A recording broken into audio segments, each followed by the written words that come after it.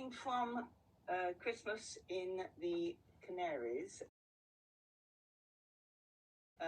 It's about two older women in their 50s who decide, because they're both going to be alone at Christmas, to go on a cruise down to the Canary Islands to get a bit of winter warmth. They both have their reasons why they're alone, and they just want to enjoy themselves and not have to worry. So I'm going to be reading when they first set eyes on each other. Conversation waned as they waited for the final dining companion. Jeff finished the last mouthful of his roll and stated, "It doesn't look as though our other person is coming. Should we start to order?" Alison was about to agree when her eyes were drawn to a woman being escorted towards them. The woman licked her lips in what was a totally innocent way, and yet Alison felt a stirring, a pleasant feeling inside. It was so different than the pull she had usually felt on seeing a beautiful older woman these days. It was as though someone important had emerged from the depths and entered her consciousness. There was a familiarity about it that she hadn't experienced for years, not since her carefree 20s. The idea was insane.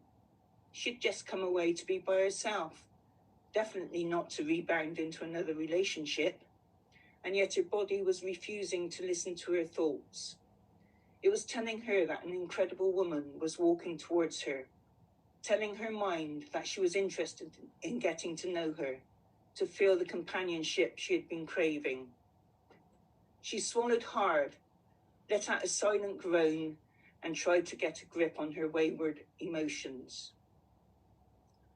Knowing she was staring, it took all her effort to try to drag her gaze away, yet her gaze lingered, her resolve slipped, as though she'd become enchanted.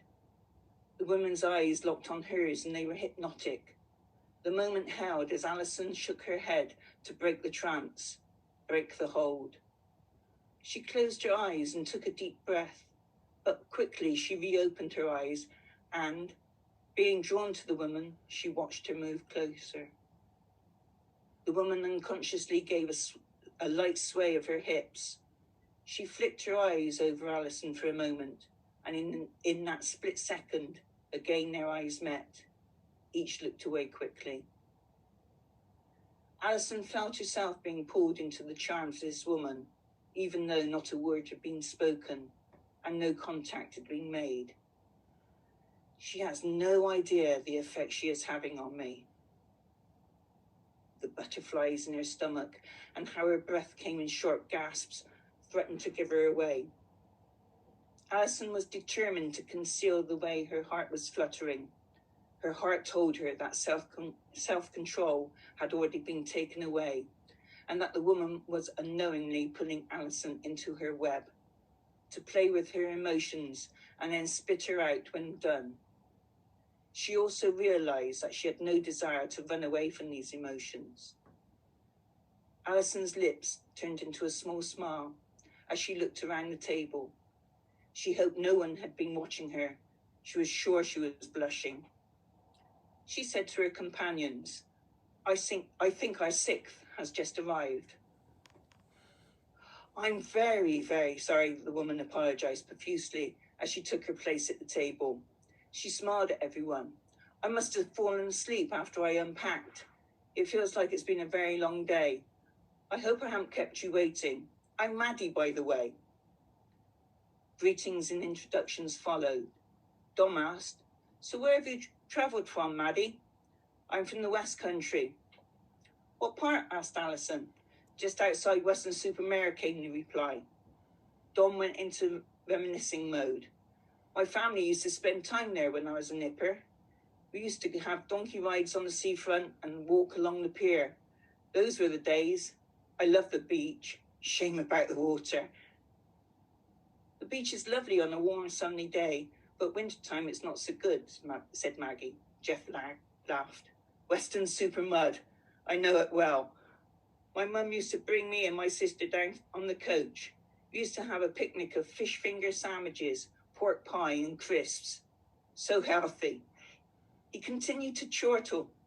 We used to spend our time in the open-air swimming pool.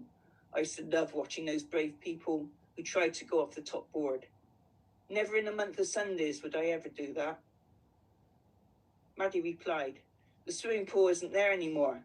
It has had different reincarnations, but now it's empty and derelict. Recently, Banksy used it for one of his exhibitions. Such a shame that it isn't a viable asset. Do you live on the seafront? Asked Alison. I actually live in the village of Qstoke. Oh, I know Qstoke, where the toll road is. That's correct. I live not far away, Alison stated, in Bristol. I don't go up there so much now. I love the shops, though, Maddie replied. How was the journey down? Jeff inquired. Did you go down the A roads or the motorway? Actually, I caught the train down. The worst bit was trying to get my case up into the carriage at Bristol. Thankfully, a young man helped me get it stowed away. The train was packed. Fortunately, I booked a seat. Alison continued to feel drawn to the woman sat next to her. She sensed a vulnerability about her. She appeared both weak and strong at the same time, as though one was a facade. But which one? Alison studied Maddie's face more than once as she was speaking. She noticed a sadness in the blue eyes, but a ready smile seemed only just below the surface. Laughter lines crinkled the corner of her eyes, as though years of joy and happiness had stamped their appreciation.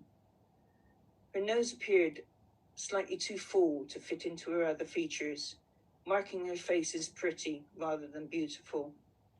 Her dark hair, cut stylishly short, was flecked with grey, and a fringe hovered above her eyebrows. I'm sorry, I was miles away, Alison replied, as she realised someone had asked her a direct question. Will you repeat, please?